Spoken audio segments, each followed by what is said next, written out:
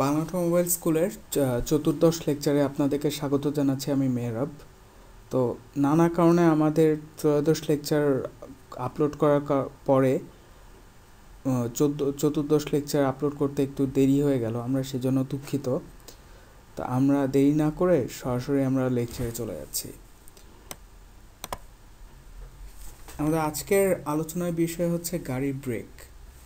তো আগেই বলে রাখি যে এই লেকচারটা একটু লেন্দি হবে, আর তাছাড়া এখানে থিওরিটিক্যাল পার্ট অনেক বেশি। সো অনেক ক্ষেত্রে আপনারা যারা দর্শক থাকবেন বা শিক্ষার্থী, তারা অনেক সময় একটু বোর হয়ে যেতে পারেন, বাট তারপরেও বলবো একটু ধৈর্য নিয়ে লেকচারটি দেখতে।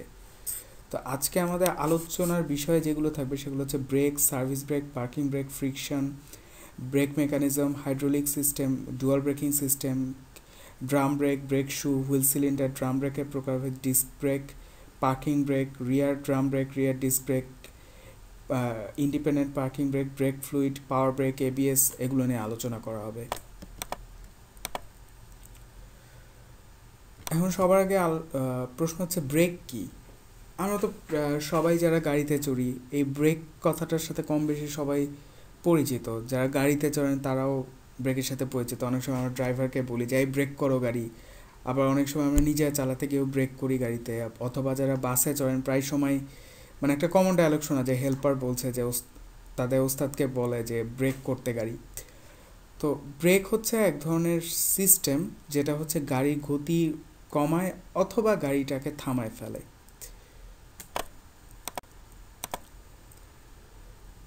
এখন ব্রেক দুই ধরনের আছে, মানে খুবই সাধারণভাবে যদি আমরা ক্লাসিফাই করি তাহলে ব্রেক দুই প্রকার।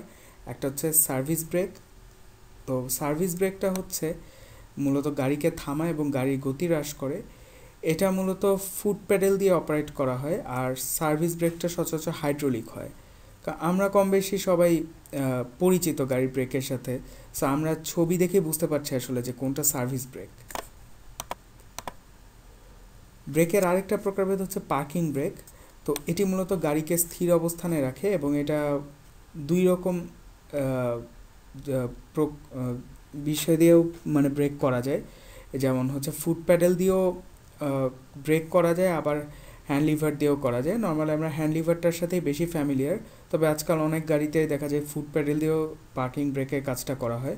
নর্মালি ফুট প্যাডেলের কাজটা তেমন কোনো ডিফারেন্ট কিছু না। নর্মাল আমরা যেখানে এক্সেলারেটর বা ব্রেকে পা চাপি তার ঠিক পাশে একটা একটা লিভারের মতো থাকে, যেটা আমি হাইলাইট করছি এখন। তো ওইটা মূলত পুশ করা বা পুল করার মধ্যে দিয়ে আসলে ব্রেকের কাজটা সম্পন্ন হয়। এখন ব্রেকের খুবই ইম্পর্ট্যান্ট একটা পার্ট নিয়ে আমরা কথা বলবো, সেটা হচ্ছে ফ্রিকশন। খুবই বেসিক একটা টার্ম। তো ফ্রিকশনের বাংলা আমরা জানি, ফ্রিকশন হচ্ছে ঘর্ষণ। মূলত দুইটা বস্তুর সংস্পর্শে যখন থাকে তখন তাদের মধ্যে মানে একটা মোশনের একটা অবস্টেকল দেখা যায়, মানে প্রতিবন্ধকতা। এই প্রতিবন্ধকতাটাকেই ঘর্ষণ বলা হয়। আর আরও সহজ কথা হচ্ছে যে একটা মোশনের ডিরেকশনটা যেই দিকে থাকে তার অপোজিট সাইডে যেই ফোর্সটা পাওয়া যায় সেটা হচ্ছে ফ্রিকশন। এখন ফ্রিকশন দুই ধরনের, একটা হচ্ছে গতি ঘর্ষণ আর একটা স্থিতি ঘর্ষণ। তো নর্মালি স্থিতি ঘর্ষণ হচ্ছে গতি ঘর্ষণের চেয়ে বেশি হয়, এটা খুবই স্বাভাবিক। কারণ আপনি নিজে খেয়াল করলে দেখবেন যে একটা বস্তু যেটা গতিশীল অবস্থায় আছে সেটাকে কিন্তু খুব বেশি ফোর্স দিতে হয় না, কিন্তু একটা স্থিতিশীল বস্তুকে যদি গতিশীল করতে হয় তখন কিন্তু তাকে নর্মালি বেশি ফোর্স দিতে হয়। তো স্বাভাবিকভাবেই কিন্তু স্থিতি ঘর্ষণটা বেশি হয়। আর ফ্রিকশন সম্পর্কে আরও জানতে মানে অন্য অনেক বই দেখা যায়, তবে নবম শ্রেণীর ফিজিক্স বই দেখা যেতে পারে। এছাড়া অন্য অনেক বই তো দেখা যেতেই পারে, এটা কোনো সমস্যা নাই। এখন গাড়ি ব্রেকের ফ্রিকশনটা কীভাবে কাজ করে। মূলত আমরা যখন ব্রেক প্যাডেলে চাপ দিই তখন ওই একটা ফ্লুইড, সেটা মানে ব্রেকের যে ফ্লুইডটা সেটা হচ্ছে টিউব বা ব্রেক লাইন দিয়ে চাকার ব্রেক সিস্টেমে প্রবাহিত হয়, এবং ব্রেক সিস্টেমে যে রোটেটিং পার্ট আছে যেটা রোটেট করে, সেই রোটেটিং পার্টে ব্রেক সিস্টেম ফোর্স দেয় এবং যার কারণে গাড়ির চাকার গতি কমে যায় বা থেমে যায়। এখানে ব্রেক শু, ব্রেক প্যাড এবং ব্রেক ডিস্ক এবং ড্রাম ব্রেকের ফ্রিকশন চাকার স্পিড কমায় বা থামায়, আর গাড়ির চাকার সাথে যে রাস্তার যে ফ্রিকশনটা হয় সেটা গাড়িটাকে থামায়। এখন ব্রেক মেকানিজম সম্পর্কে আমরা একটু কথা বলি। তো ব্রেক মেকানিজম হচ্ছে মূলত দুই প্রকার, একটা হচ্ছে ড্রাম ব্রেক, একটা ডিস্ক ব্রেক। তো এই উপরে আমি যেটা এখন হাইলাইট করছি এটা হচ্ছে ড্রাম ব্রেক, এবং নিচের এটা হচ্ছে ডিস্ক ব্রেক। তো ড্রাম ব্রেকের কাজটা হচ্ছে ফ্লুইড, যে ব্রেকের যে ফ্লুইডটা সেটা রোটেটিং ড্রামের বিপরীতে ব্রেক শুকে প্রেশার দেয়, আর ডিস্ক ব্রেকের কাজটা হচ্ছে ফ্লুইডটা রোটেটিং ডিস্কের বিপরীতে ব্রেক প্যাডকে প্রেশার দেয়। মানে রোটেটিং ড্রাম বলতে মানে যে ড্রামের যে পার্টটা রোটেট করে, আর রোটেটিং ডিস্ক হচ্ছে যেই ডিস্কটা রোটেট করে। এখন হাইড্রোলিক সিস্টেম কি? এখন হাইড্রোলিক সিস্টেম মূলত হচ্ছে যে যে কোনো একটা লিকুইড যদি প্রেশারে থাকে সেই অবস্থায় সেই লিকুইডটাকে ইউজ করে যদি ফোর্স বা মোশনকে যদি ট্রান্সফার করা হয় তাহলে সেই সিস্টেমটাকে বলা হয় হাইড্রোলিক সিস্টেম। এখন লিকুইডের মধ্যে যে ফোর্সটা বা প্রেশারটা দেওয়া হয় সেটা হচ্ছে হাইড্রোলিক প্রেশার। আমরা এই সম্পর্কে পরের স্লাইডে আলোচনা করব। এখন লিকুইডের মাধ্যমে কিভাবে গতি বা ফোর্স ট্রান্সমিট করা হয় এবং কেনই বা লিকুইড ব্যবহার করা হয়, এটা তো আমরা গ্যাসকে আমরা ইউজ করতে পারতাম, সলিড কিছুকে ইউজ করতে পারতাম।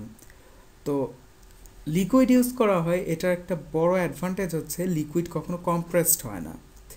তো এইটার কারণে মূলত আমরা লিকুইডের মাধ্যমে মোশন বা ফোর্স এগুলো ট্রান্সমিট করি। এখানে আমরা দুটো ছবি দেখতে পাচ্ছি। এখানে যেটা দেখা যাচ্ছে যে গ্যাসের কথা, যে গ্যাস ক্যান বি কম্প্রেসড।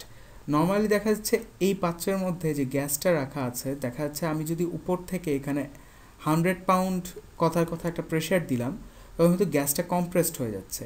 কিন্তু লিকুইডের ক্ষেত্রে যেটা হচ্ছে যে আমি যদি প্রেশার ক্রিয়েট করি তখন কিন্তু লিকুইডটা কম্প্রেসড হচ্ছে না, বরঞ্চ দেখা যাচ্ছে সে তার জায়গাটা খুঁজে নিচ্ছে, মানে যেইটুকু প্রেশার দেওয়া যাচ্ছে সেইটুকু নিজের জায়গাটুকু খুঁজে নিচ্ছে। তো এইখানে পরের স্লাইডে দেখা যায় যে আসলে কিভাবে লিকুইডের মাধ্যমে গতি বা ফোর্স ট্রান্সমিট করা হয়। এর ভিতরে দুটো পিস্টন আছে, একটা এ পিস্টন একটা বি পিস্টন। এই জায়গাতে লিকুইড আছে। তো এ পিস্টনের উপরে আমরা ফোর্সকে আমরা আমরা দিলাম। তো তখন দেখা যায় এইটা প্রেসড হওয়ার কারণে এটা আস্তে আস্তে এটাকে চাপ দিতে থাকে লিকুইডকে, এবং তখন যে জিনিসটা করে এইখানে সে ধরা দেখা গেল আমি এখানে ফোর্স দেওয়ার কারণে এই এ পিস্টনটা নর্মালের জায়গা থেকে 8 ইঞ্চি সরে গেল। তখন যে জিনিসটা হবে, এই বি পিস্টনটা এইখানকার ফ্লুইডের বা লিকুইডের যে প্রেশারটা পাচ্ছে সেইটার কারণে এই বি পিস্টনটাও 8 ইঞ্চি সরে যাবে, যার কারণে দেখা যাবে যে এই সরে যাওয়ার কারণে তখন লিকুইডটা এর মধ্যে দিয়ে এভাবে ট্রান্সমিট হয়ে যাচ্ছে, যেটা আমি পরের ছবিতে এভাবে দেখা যাচ্ছে। আবার ঠিক একইভাবে দুটো সিলিন্ডারে দেখা যাক যে একটা সিলিন্ডারে বি, ধরা যাক এ সিলিন্ডারে হচ্ছে লিকুইড রাখা আছে, বি সিলিন্ডারটা ফাঁকা, কিন্তু ওখানে একটা পিস্টন আছে। এ সিলিন্ডারে যে পিস্টন সেখানে আমি ফোর্স দিলাম, তখন ধীরে ধীরে এইটার চাপের কারণে আস্তে আস্তে ফোর্স পাওয়ার কারণে আস্তে আস্তে লিকুইড এখান থেকে সিলিন্ডার বিতে ট্রান্সমিট হতে থাকবে। এইভাবে করে মূলত লিকুইডের মাধ্যমে গতি ট্রান্সমিট করা হয়। Now let's talk about dual braking system.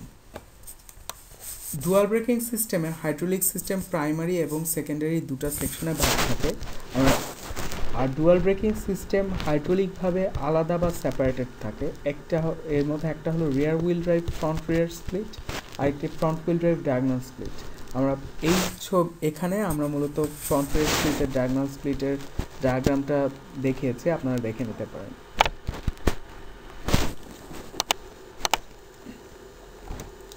এখন হাইড্রোলিক সিস্টেম যেহেতু ডুয়াল ব্রেক সিস্টেমে আলাদা থাকে, কিন্তু কেন হাইড্রোলিক সিস্টেমটা আলাদাভাবে ভাগ করা হয়, এটার মূলত দুটো কারণ আছে। এর কারণে হচ্ছে সিকিউরিটি সিস্টেমটা উন্নত হয়, আর দেখা যায় যে দুটো যেহেতু আলাদাভাবে ভাগ করা হয়েছে, এ কারণে দেখা যায় যে একটা ভাগ যদি কোনো কারণে নিষ্ক্রিয় হয়ে যায় তখন দেখা যায় যে অন্য ভাগটা দিয়েও কাজ চালিয়ে নেওয়া যায়।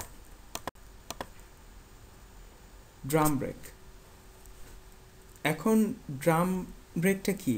তো ড্রাম ব্রেকের বৈশিষ্ট্য হচ্ছে ড্রাম ব্রেকে মেটাল ব্রেক ড্রাম থাকে, এই যে এই ড্রামটা এটা মেটালিক থাকে, আমরা টাইপিং মিস্টেক করেছি এখানে, সরি ফর দ্যাট। আর মেটাল ব্রেক ড্রাম চাকায় ব্রেক সংযুক্ত করে, আর ব্রেক শু এক্সপান্ড হলে গাড়ি স্লো হয়ে যায় বা স্টপ হয়ে যায়, অর্থাৎ এই ব্রেক শুটা যদি এক্সপান্ড করে তখন গাড়ি স্লো হয় অথবা স্টপ হয়। এখন ব্রেক শু কী জিনিস? ব্রেক শু খুবই ইম্পর্ট্যান্ট একটা জিনিস। তো আমরা যে ছবিটা দেখতে পাচ্ছি এটা হচ্ছে ব্রেক শুর ছবি, আর ব্রেক শু মেটালের তৈরি হয়, অর্থাৎ ধাতব একটা পদার্থ। আর ব্রেক লাইন যেটাকে বলা হয় সেটা মূলত ব্রেক শুতে লাগানো থাকে। আর উল্লেখ্য এই ব্রেক লাইন এখানে আসলে আমরা যে ফ্রিকশনের কথা বলেছিলাম, তো ফ্রিকশনের একটা ম্যাটেরিয়াল হিসেবে কাজ করে, অর্থাৎ ব্রেক লাইনটা ফ্রিকশনের কাজটা করে থাকে। এখন ব্রেক লাইনের লাইনিংটা ফাইবার গ্লাস দিয়ে তৈরি করা হয়। এখন ফুয়েল সিলিন্ডার নিয়ে আমরা কথা বলবো। ফুয়েল সিলিন্ডারটা কি অ্যাকচুয়ালি? ফুয়েল সিলিন্ডার হচ্ছে যে ব্রেক প্যাডেলে চাপ দিলে ব্রেকের যে ফ্লুইডটা সেটা মোটর সিলিন্ডারের প্রেসার চেম্বার থেকে ব্রেক লাইনের মধ্যে দিয়ে হুইল সিলিন্ডারে যায়। আর হুইল সিলিন্ডার যেটা করে হাইড্রোলিক যে প্রেসারটা পাওয়া যায় সেটাকে মেকানিক্যাল মুভমেন্টে কনভার্ট করে। আর হুইল সিলিন্ডারে পিস্টন থাকে সচরাচর দুটো। এখন ডিস্ক ব্রেক নিয়ে আমরা একটু বিশদ আলোচনা করব। এইখানে ডিস্ক ব্রেকে ডিস্কের পরিবর্তে মেটাল ডিস্ক অথবা রোটর ব্যবহার করা হয়, আর শু বা প্যাডের জোড়া বা পেয়ার ডিস্কে ব্যবহার করা হয়। এই যে এখানে ব্রেক প্যাড যে দেখাচ্ছে, ব্রেক শু বা ব্রেক প্যাডের জোড়া মানে ডিস্কে ব্যবহার করা হয়। আর ব্রেক শু বা প্যাডের ওপর রোটেটিং ডিস্কের বিপরীতে প্রয়োগ করা ফোর্স ব্রেকিং প্রডিউস করে। মানে এই যে এখানে যেহেতু ব্রেক প্যাড দেখাচ্ছে, তো আমি ব্রেক প্যাড দিয়েই বলি।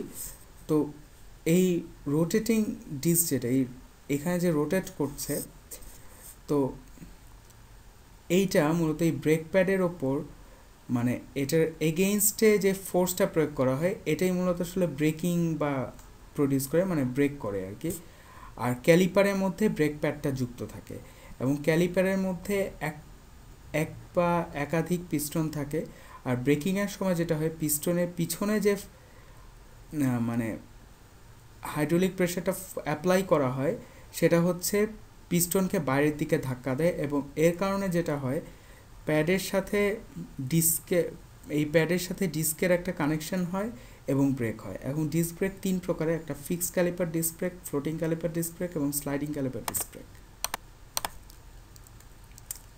ফিক্স ক্যালিপার ডিস্ক ব্রেকে মানে ডিস্কের দুই সাইডে পিস্টন থাকে, কেউ প্রতি স্লাইডে একটা করে দুটা, আবার কেউ দুইটা করে চারটা পিস্টন ব্যবহার করতে পারেন, এবং ক্যালিপার যুক্ত থাকে স্টিয়ারিং নাকলে, এবং ব্রেক যদি অ্যাপ্লাই করা হয় তাহলে শুধু পিস্টন এবং প্যাড চলাচল করে তখন।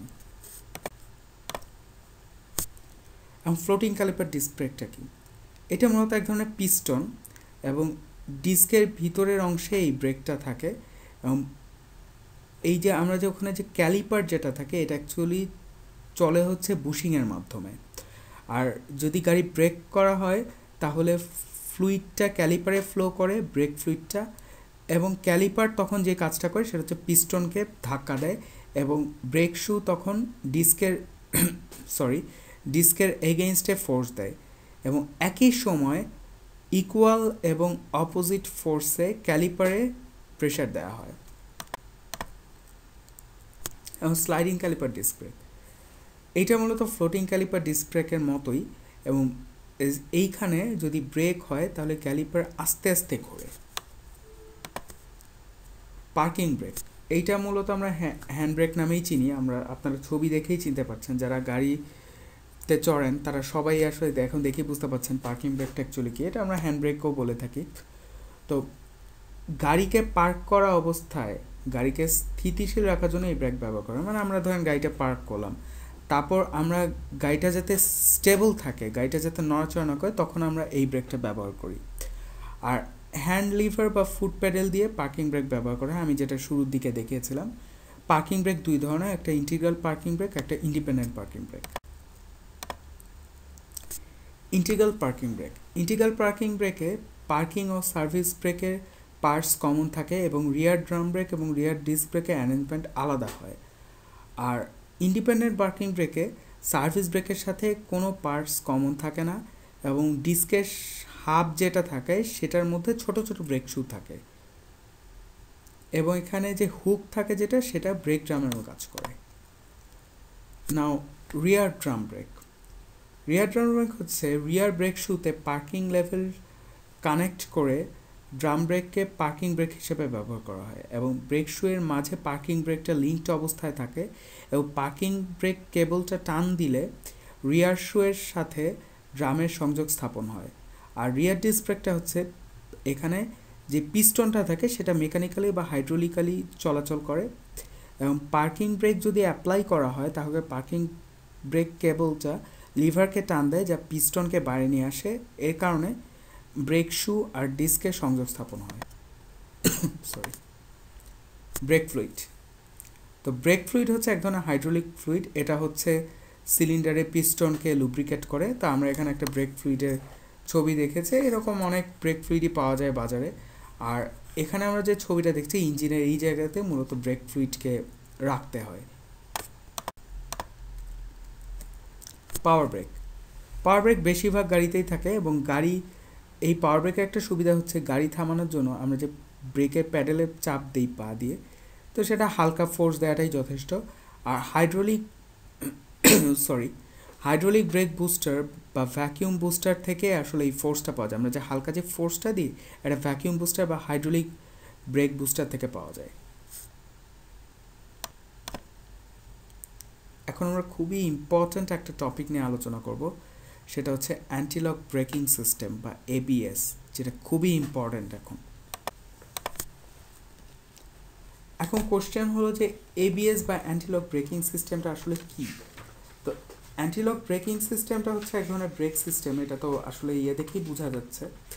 তো নর্মালি আমরা যখন গাড়ি চালাই বা যারা গাড়ি চালান তারা দেখতে পেয়েছে যে দেখা যায় যে গাড়ির চাকা অনেক সময় স্কিড করে বা পিছলায় যায়।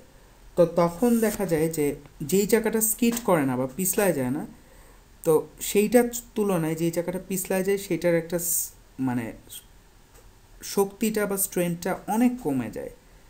তো দেখা যায় যে অনেক সময় আমরা দেখতে পাই যে বরফের উপর যখন গাড়ি চালায় বা কাদার উপর গাড়ি চলে তখন কি হয়, অ্যাকচুয়ালি চাকাটা ঠিকই ঘুরতে থাকে কিন্তু চাকার নিচে যে মানে কাদাটা বা বরফটা থাকে সেটা সরে যাচ্ছে ঠিকই, কিন্তু তারপরেও দেখা যায় যে গাড়ি আগায় না, কিন্তু স্লিপ করতে থাকে বারবার। তো অ্যান্টিলক ব্রেকিং সিস্টেমের যে কাজটা হচ্ছে যে আসলে কাজটা যেটা করে সেটা হচ্ছে যে চাকাকে স্কিড করতে দেয় না বা পিছলায় যেতে দেয় না। তো এইটার কারণে অ্যান্টিলক ব্রেকিং সিস্টেম ইউজ করে দুই রকম সুবিধা পাওয়া যায়। একটা হচ্ছে গাড়িকে মানে অসম্ভব দ্রুততার সাথে থামায় ফেলা যায়, আরেকটা হচ্ছে যে আপনি যখনই চাইবেন তখনই গাড়ি থামায় ফেলতে পারবেন। এখন এবিএসের মধ্যে কি কি আছে? এবিএসের মধ্যে স্পিড সেন্সর, ভালভ, পাম্প এবং কন্ট্রোলার থাকে। এবিএস কিভাবে কাজ করে সেটা আমরা পরের স্লাইডে আলোচনা করব। এখন এবিএসের প্রকারভেদ হচ্ছে ভালভ, স্পিড সেন্সর, এগুলোর সংখ্যার উপর ভিত্তি করে এবিএসকে 3 ভাগে ভাগ করা যায়। একটা হচ্ছে 4 চ্যানেল 4 স্পিড সেন্সর এবিএস, এটা সবচেয়ে ভালো, এবং 4 চাকার জন্য 4টা আলাদা স্পিড সেন্সর এবং 4টা ভালভ থাকে। 2 নম্বর হচ্ছে 3 চ্যানেল 3 স্পিড সেন্সর এবিএস, এখানে 4WD পিক আপ ট্রাকে মূলত দেখা যায়। সামনের দুটা চাকার দুইটাতে একটা করে সেন্সর এবং ভালভ থাকে এবং পেছনের দুটা চাকার জন্য সব মিলায় একটা সেন্সর এবং ভালভ থাকে। আর 1 চ্যানেল 1 স্পিড সেন্সর এবিএস হচ্ছে রিয়ার হুইল ড্রাইভ পিক আপ ট্রাকে এগুলো দেখা যায়, আর রিয়ার এক্সেলে একটা স্পিড সেন্সর থাকে। এখন এবিএসটা আসলে কাজ করে কিভাবে? তো আসলে এই এবিএসের সিস্টেমে মানে অনেক ধরনের ভ্যারিয়েশন আছে বা নিয়মকানুনগুলো এক একটা এক এক রকম হয়। তো এখানে মূলত একটা সিম্পল মানের একটা সিস্টেম নিয়ে আলোচনা করা হয়েছে। তো এখানে যে নর্মালি যেটা আমরা বলেছিলাম যে কন্ট্রোল ইউনিট যেটা থাকে, তো সেই যে কাজটা করে সেটা মূলত এক ধরনের কম্পিউটার। সে যে কাজটা করে স্পিড সেন্সরগুলোকে কনস্ট্যান্টলি তারা মানে কি বলে মনিটর করতে থাকে, এবং এইটার কারণে যেটা হয় তাদের মানে টার্গেটটাই থাকে হচ্ছে যে চাকার মধ্যে থেকে মানে কোনো রকম ডেক্সেলারেশন বা স্কিড করছে কিনা বা স্পিড কমে যাচ্ছে কিনা আস্তে আস্তে, এইটার খবর আসছে কিনা এটাই তারা ইয়ে করে। এখন যখন তারা এই খবরটা পায়, তারপর যেটা হয় যে যদি এর মধ্যে মানে স্পিডটা বা মানে ডেক্সেলারেশনটা না ঠেকানো যায়, তখন দেখা যায় যে এবিএসটা করে মানে মানে ঠেকানো না যায়, তখন এবিএস মানে একটা গাড়ি যতক্ষণে থামতে পারে তার চেয়ে অনেক আগেই চাকা থেমে যাবে। তো এখন ওই যে আমরা যে কম্পিউটারটার কথা বললাম, তারা কিন্তু জানা আছে যে মানে এত তাড়াতাড়ি গাড়ি থেমে যাওয়াটা খুবই অস্বাভাবিক। তার মানে হচ্ছে যে সে তখন মানে ব্রেকে হচ্ছে একটা প্রেশার কমায় আনে, এবং যতক্ষণ না পর্যন্ত এক্সেলারেশন না হচ্ছে ততক্ষণ পর্যন্ত মানে এই ব্রেকটা ইয়ে করে, মানে কি বলে যে ততক্ষণ পর্যন্ত মানে যতক্ষণ পর্যন্ত একটা রিমার্কেবল চেঞ্জ না আসবে ততক্ষণ এই সরি আমি একটু কনফিউজ করে ফেলেছি, যে মানে যতক্ষণ না পর্যন্ত এক্সেলারেশন সৃষ্টি হচ্ছে তো তখনই আবার দেখা যায় কম্পিউটার আবার চাপ বাড়াতে থাকে যাতে মানে ডেক্সেলারেশন না হওয়া পর্যন্ত। এইভাবে করে আসলে মানে এবিএস এর কাজটা হয়।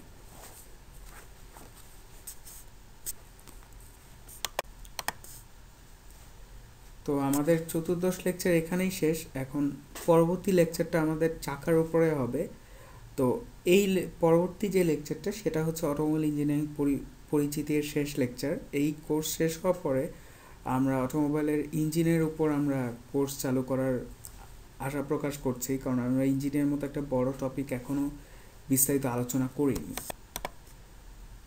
তো লেকচার শেষে আমরা সবসময় আমি যেই কথাটা বলি সেটা এখনও বলবো, যে আসলে 15-20 মিনিটের একটা লেকচারে আসলে সব কিছু বোঝানো সম্ভব হয় না। তো আমি সচরাচর আমার শিক্ষার্থীদেরকে অনুরোধ করি যে তাদের যদি কোনো কোয়েশ্চেন থাকে বা কনফিউশন থাকে তাহলে তাদেরকে যোগাযোগ করতে বলি। তো আমাদের সাথে দুই ভাগে যোগাযোগ করা যেতে পারে। একটা হচ্ছে আমার ফেসবুক পেজ www.facebook.com/bangla.auto.school-এ কমেন্ট করার মাধ্যমে, আরেকটা হচ্ছে আমার পার্সোনাল ইমেল অ্যাড্রেস mehrab@gmail.com-এ মেল করার মাধ্যমে। আর আমাদের এই লেকচারগুলো আমাদের পেজের পাশাপাশি শিক্ষক.com, eশিক্ষণ.com এবং youtube.com-এ পাওয়া যায়। আর এখানে আমরা অন্যান্য লেকচারে কখনো একটা কথা অ্যাড করতাম না, কিন্তু আজকে সেই কথাটা আমরা অ্যাড করছি, যে আমাদের অনুমতি ছাড়া আমাদের লেকচার কোনোভাবে রিপ্রোডিউস বা মডিফাই করা যাবে না। আপনারা যদি করতে চান সেক্ষেত্রে আমাদেরকে বলে নিতে হবে, এবং আমরা যতটুকু পারমিট করব ঠিক ততটুকুর বাইরে কোনো রকম রিপ্রোডিউস বা মডিফিকেশন করা যাবে না। তো বাংলা অটোমোবাইল স্কুলের চতুর্দশ লেকচার এখানেই শেষ। তো সবাইকে ধন্যবাদ জানিয়ে আমি আজকের মতো লেকচার শেষ করছি। সবাইকে ধন্যবাদ।